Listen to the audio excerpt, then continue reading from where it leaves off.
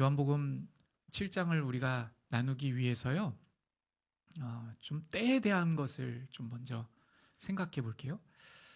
여러분, 우리에게 이 때라는 것이 얼마나 중요한지를 우리가 삶을 통해서 좀 깨닫잖아요. 그래서 그 때를 놓치고 나면 너무 안타까운 일들도 발생하기도 하고 굉장히 후회스럽기도 하지요. 예를 들면 누군가를 만나서 충분히 감사하고 또 사랑을 나누고 마음을 나눴으면 참 좋았을 어떤 때가 우리에게 주어졌었는데, 우리 지나고 나서 그때를 생각하면서 그때 내가 좀 더 마음을 다해 감사를 표현하고 좀 더 위해주고 사랑하고 이야기도 나누고 이렇게 했으면 참 좋았을 텐데, 이렇게 생각할 수 있는 그런 시절들이 우리에게 주어지기도 합니다. 정말 이 어떠한 때를 만나고 그 때에 따라서 그 때에 맞게 우리가 무엇인가를 결정하거나 또 이야기를 하거나 고백을 하거나 사랑을 나누거나 마음을 나누는 것은 정말 굉장히 우리의 삶에 있어서 중요한 것 같아요. 이 때에 대한 말씀을 성경에서 많이 말씀해 주시는데요, 전도서에서 이렇게 말씀합니다. 범사에 기한이 있고 천하만사에 다 때가 있나니, 이렇게 말씀하세요. 그리고 잠언에서는요, 이렇게 말씀해요. 여름에 거두는 자는 지혜로운 아들이나 추수 때에 자는 자는 부끄러움을 끼치는 아들이니라, 이렇게 말씀하는데, 추수 때에 자고 있다는 거죠. 여러분, 추수 때 얼마나 바쁩니까? 추수 때 얼마나 할 일이 많아요. 곡식을 거두어드린 곡식을 또 창고에 잘 쌓아야 하죠. 보관할 수 있도록. 또 주변을 돌아보고 해야 될 일이 너무 많죠. 그런데 이 추수 때 아들이 자고 있으면 여러분 어떠시겠어요? 속이 터지는 거죠. 속이 터지는 겁니다. 그 표현을 잠언에서는 부끄러움을 끼치는 아들이다, 이렇게 말씀하고 있어요. 그리고 히브리서 기자는 이렇게 말씀하죠. 오직 오늘이라 일컫는 동안에 매일 피차 권면하여 너희 중에 누구든지 죄의 유혹으로 완고하게 되지 않도록 하라.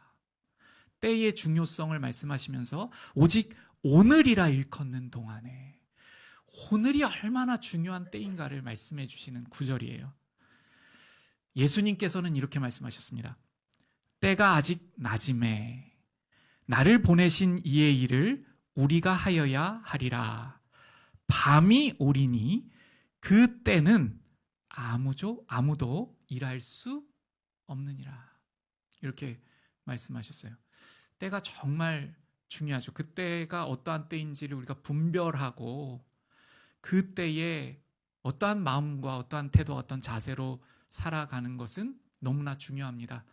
세상 사람들도 이것을 알아서요, 기회를 놓치지 말라라는 그러한 명언들, 그러한 이야기들, 그러한 어떤 충고들 많잖아요. 한번 지나간 것은 다시 잡기 어렵다는 어떤 그런 말들로 이야기하고도 하죠. 오늘 이 요한복음 7장은요, 예수님의 형제들에게 있어서 이러한 때였는지 몰라요. 너무나 은혜로운 때였는데 지나가 보니 너무나 아쉬운 때, 정말 기회의 순간이었는데 지나고 나니 그 순간의 은혜를 몰랐던 때, 그렇게 예수님의 동생들에게 남았던 순간으로 보여집니다. 먼저 1절에서는요, 예수님께서 유대로 다니지 아니하시고 갈릴리에 머무셨다, 이렇게 하면서 7장이 시작이 됩니다. 이는 이유를 밝히고 있는데, 예수님을 죽이려 하는 유대인들이 예수님을 죽이려고 하고 있기 때문에 예수님께서 유대로 가지 않으시고 갈릴리에 머물러 계셨다는 것을 7장 1절이 말해요. 여러분, 갈릴리에 머물렀다는 것은 누구와 더 많은 시간을 보냈다는 것이죠? 유대로 가지 않고 예루살렘으로 가지 않으셨다면 예수님께서는 가족들과 더 많이 계셨을 거예요. 물론 제자들과 함께도 계셨지만 요한복음의 흐름에 따라서 이 7장 1절을 읽잖아요. 그럼 어떤 상황이냐면 요한복음 6장에서 예수님께서 복음의 핵심을 말씀하셔요. 내 살을 먹지 아니하고 내 피를 마시지 아니하는 자는 생명이 없다. 내 살을 먹고 내 피를 마시는 자만 영생을 가졌다. 이 말씀을 하셨어요. 그러니까 예수님을 따르려고 하던 많은 사람들이 있었는데 어렵다는 거예요. 이 도대체 무슨 말인가? 자기의 살을 우리에게 주어서 먹게 하겠는가? 이렇게 하면서 논쟁도 벌어지고요. 예수님의 이 말씀을 듣기가 어렵다고 막 하는 거예요. 예수님께서는 십자가를 의미하시는 거잖아요. 예수님께서 백성들을 위해서, 택하신 백성들을 위해서 십자가에서 주실 예수님의 그 살, 그 예수님의 찢기심이 나를 위한 것임으로 받아들여야 한다, 이 말이잖아요. 다른 말로는요, 예수님, 제가 메시아가 필요한 사람이에요.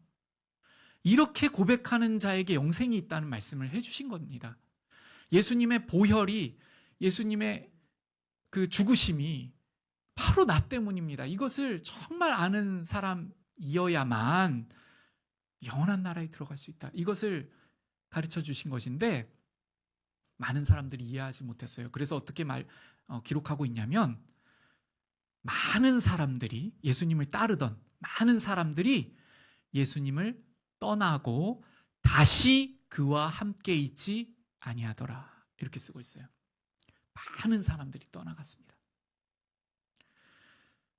그리고 나서 이제 예수님을 죽이려고 하는 이 어떤 힘이 더 세지는 그러한 시간이 온 거예요. 동생들이 보기에 어떨까요? 많은 사람들이 예수님을 따르는 것 같은데 동생들은 예수님께서 메시아임을 잘 몰라요. 믿지 않고 있어요. 그런데 세상 차원으로 볼 때 형이 막 유명해지는 것 같잖아요. 많은 사람들이 따르고 예루살렘에서도 오고 온 유대에서도 오고 온 천지에서 다 예수님께 나오는 것 같으니까 형이 유명해지는 것 같았는데 막 사람들이 떠나간 거죠. 동생들이 어땠을까요?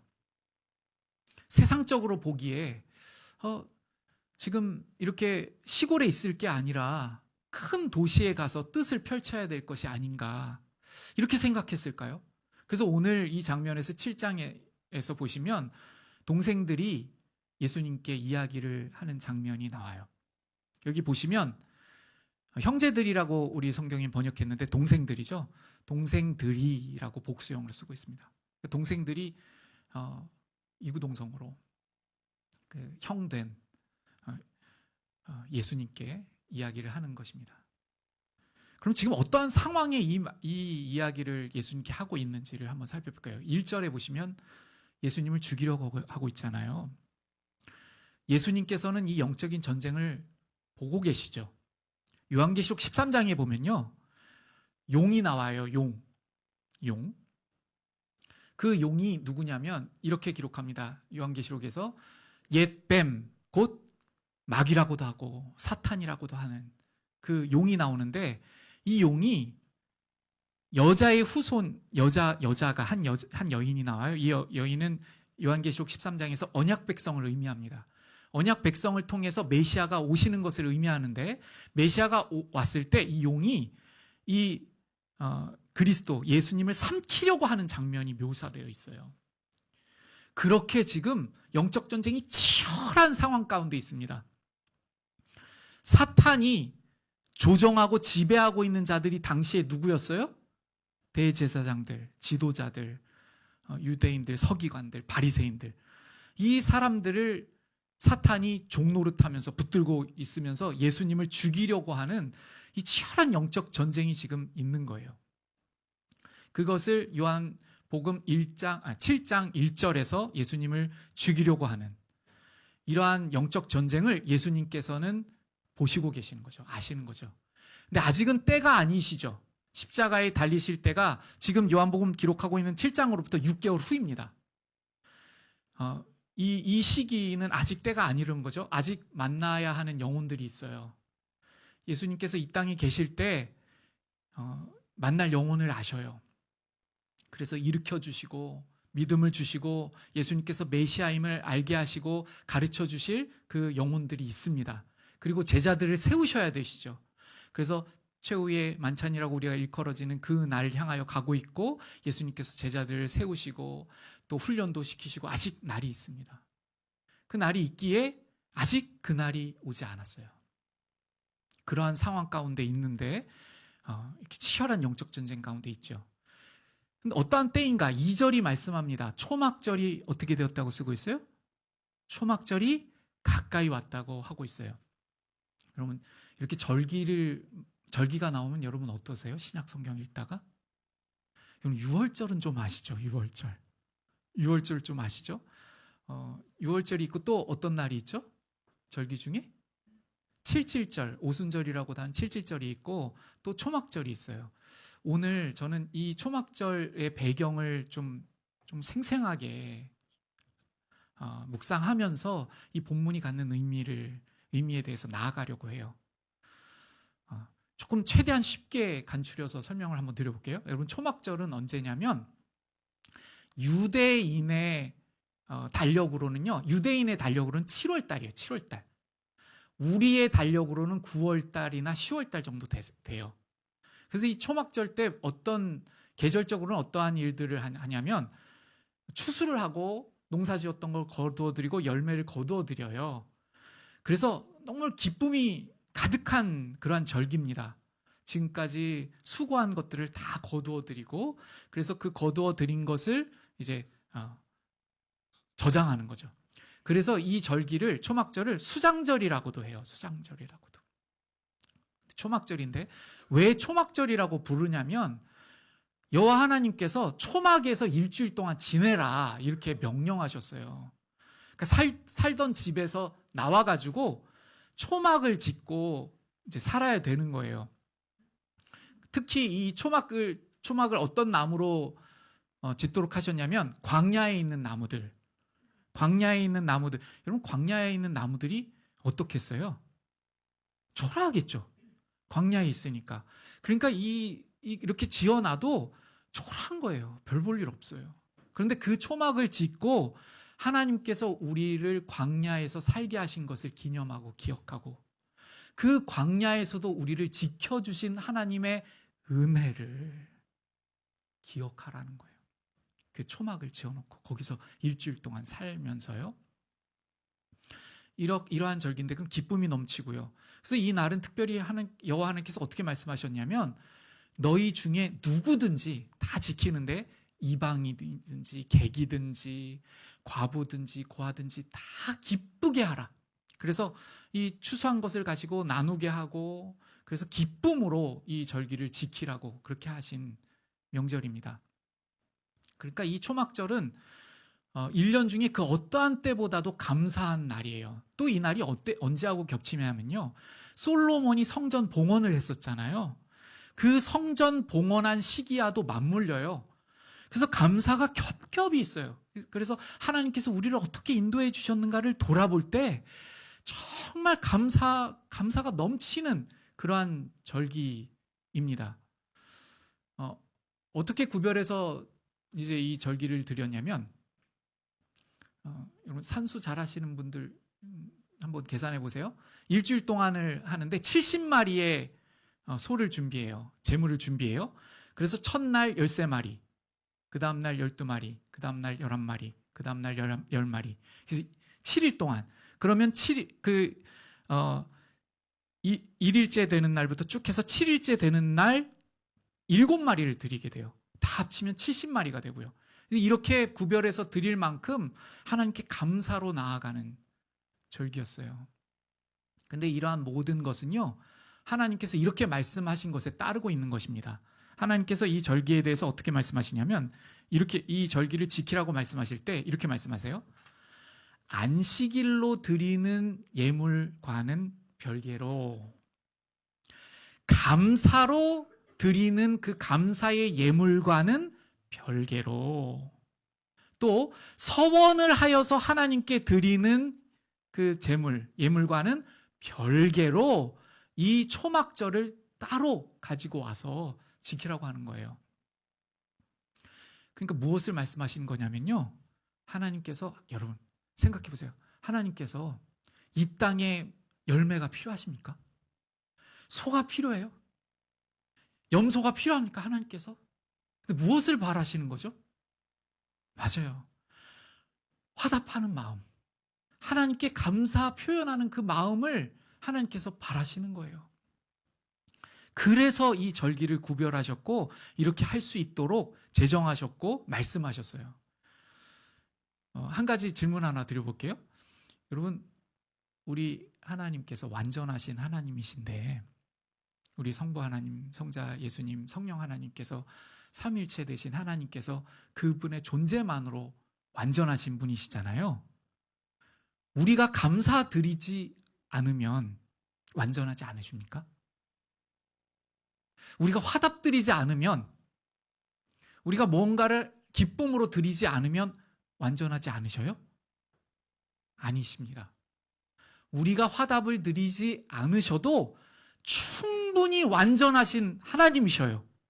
그런데 마치 하나님께서는 우리의 화답이 없으면 부족한 것으로 여기시기로 작정하신 것 같아요. 그러니까 우리의 화답, 우리의 말, 우리의 어떤 반응, 그것을 너무나도 기뻐하시고 그것을 기다리고 계셔요.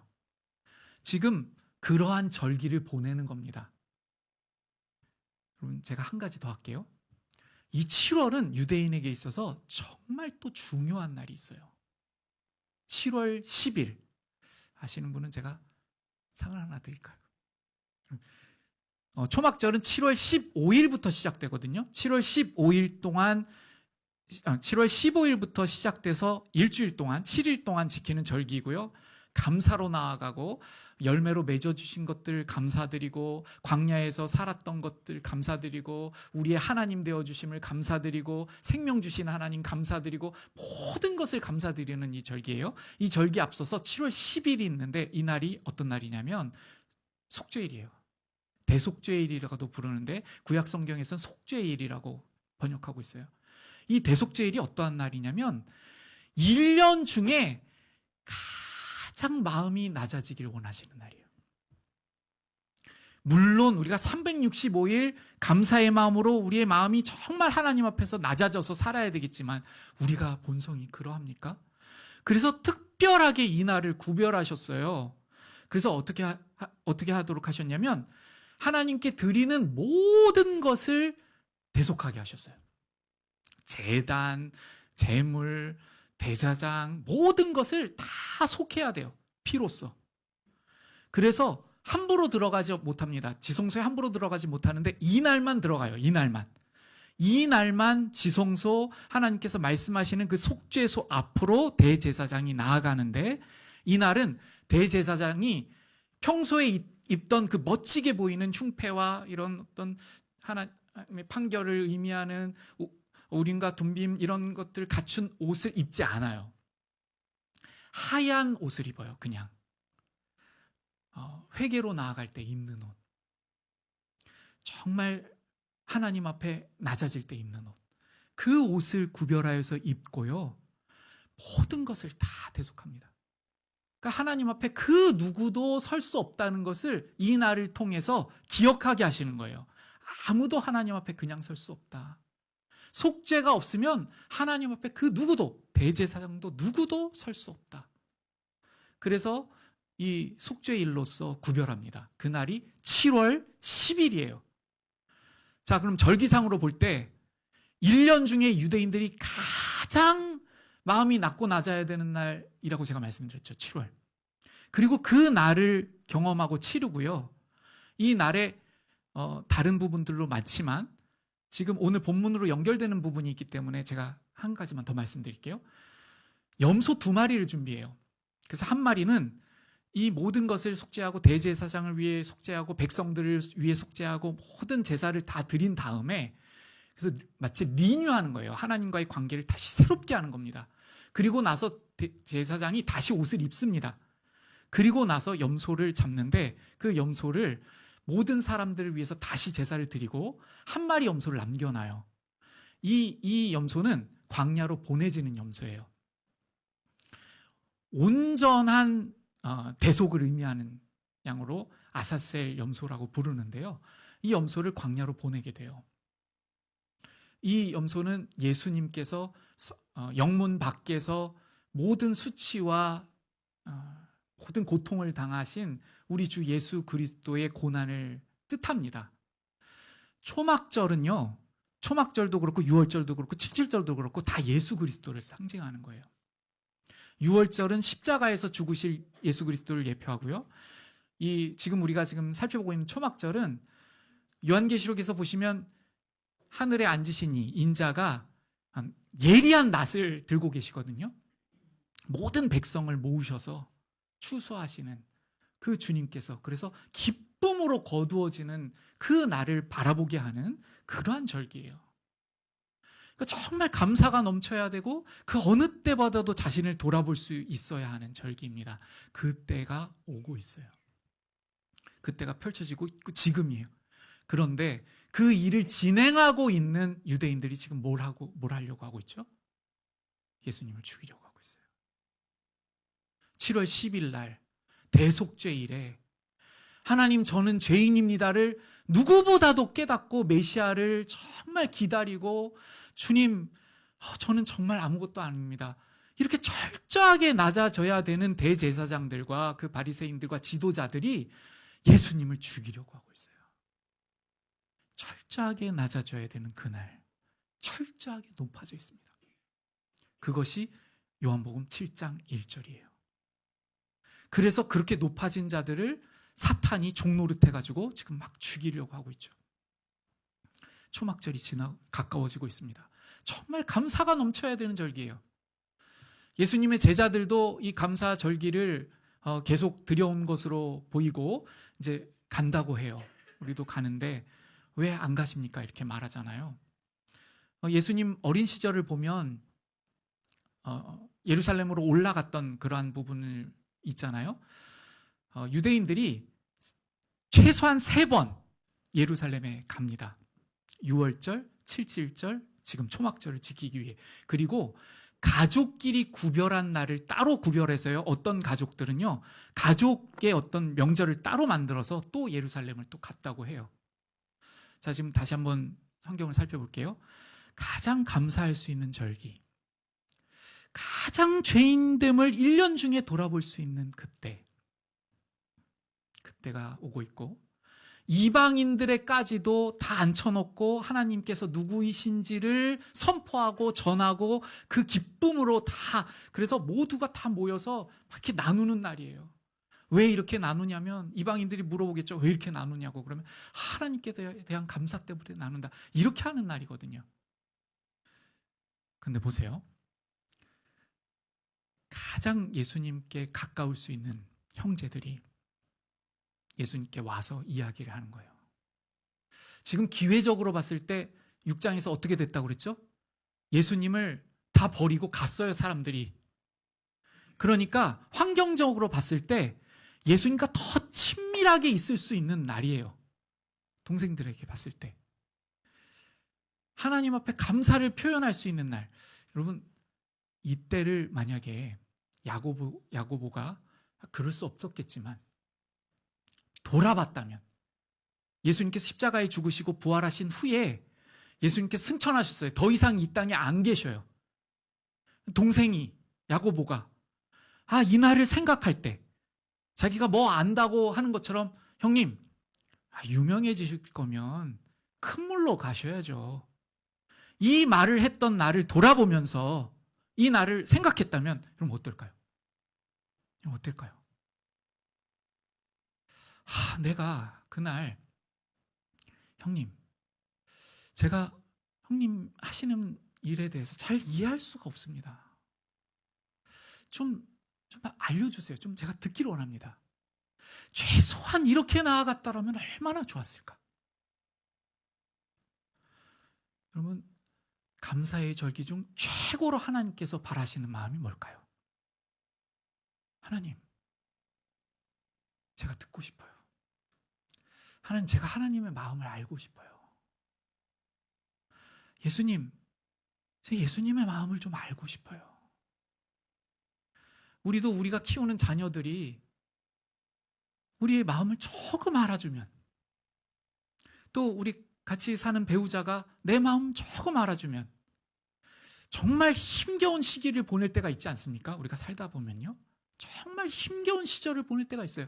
근데 그 힘겨운 시절을 보낼 때 내 마음 알아주는 그 배우자의 한마디 때문에 용기를 내는 것 아닙니까, 우리가?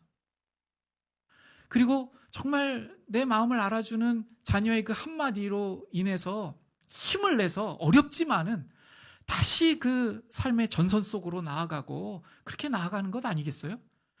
그런데 지금 이 7장의 요한복음 7장을 보시면 예수님의 마음을 아는 사람이 아무도 없어요. 심지어 가족조차도.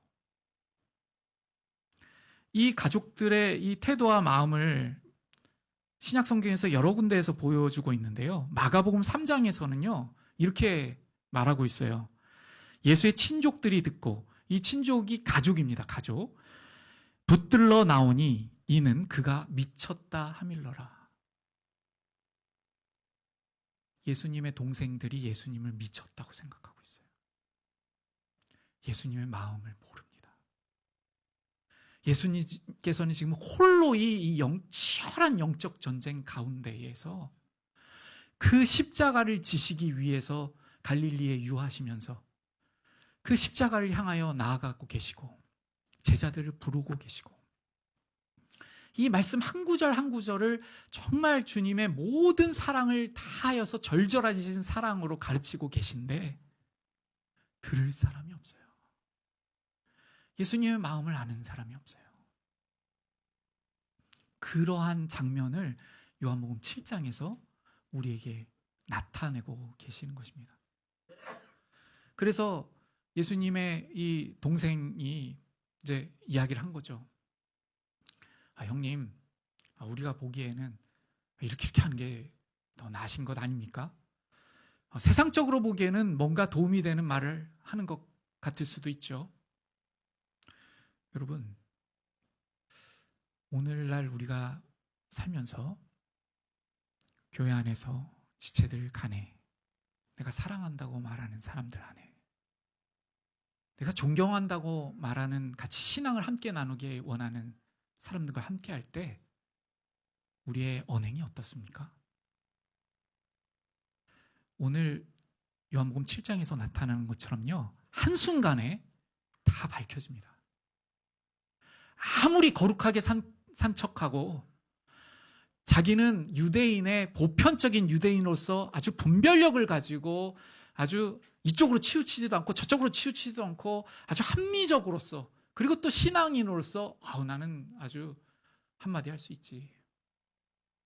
그럼 우리가 어떠한 말을 하고 살아요? 우리가 사랑한다고 말하는 사람들 한번 보세요. 너무 기회이지 않습니까? 지금 야고보와 이 동생들은 예수님을 만나고 있잖아요. 우리도 정말 지금 은혜의 때를 우리가 보내고 있어요. 우리가 조금만 시선을 바꾸면, 우리가 마음을 조금만 낮추면 들을 수 있는 하나님의 말씀들이 너무나도 많아요. 너무나 많아요. 우리에게 어떠하신 하나님이신가?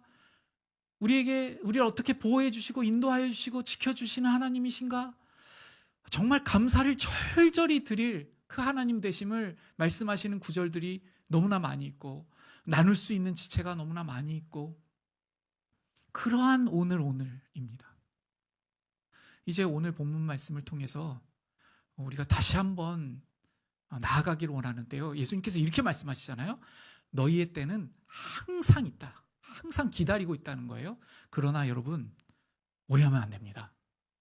영원하지 않아요. 영원하지 않아요.